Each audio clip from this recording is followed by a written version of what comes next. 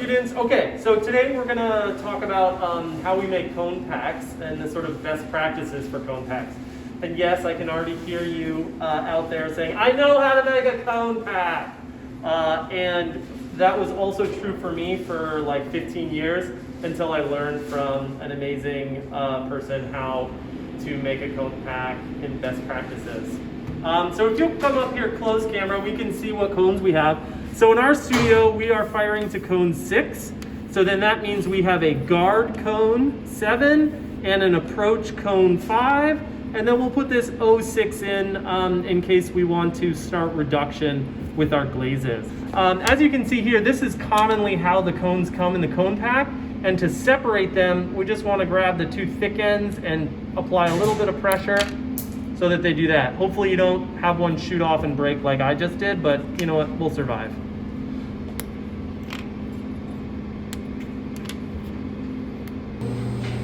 One of the things that we often don't think about, you know, this is the way that I learned to make a cone pack, was you take the cone and you stick it in, and then that's the high cone, and then you put your next highest cone, and then your next one.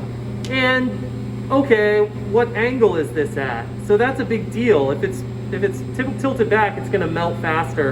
If it's up, it's going to melt at a different orientation. So best practice is, the maker of these cones, Orton, they've cut this to be at their specific angle. And because in our approach cone, our target cone, and our guard cone, these really only get soft. They don't melt like the lower cones.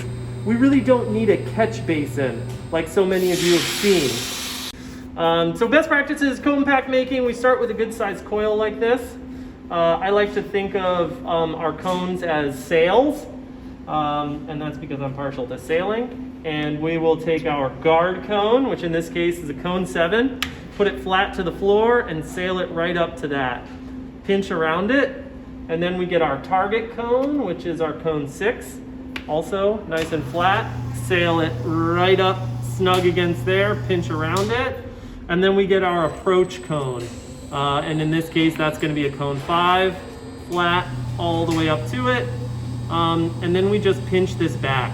And again, we don't need a catch basin here because these cones really only get soft and they will very easily come off the shelves after they melt. And this gives us the perfect angle, etc.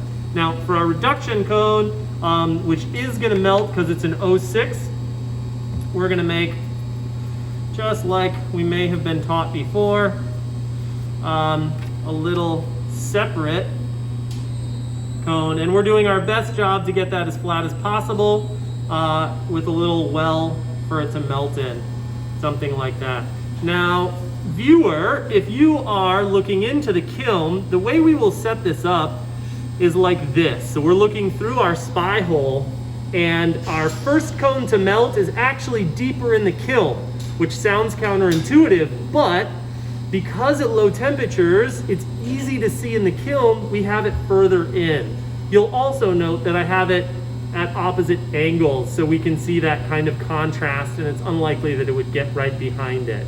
So this is how we want to make our cone packs and how we want to set them up in the kiln if we're looking straight through from your viewpoint into the peephole.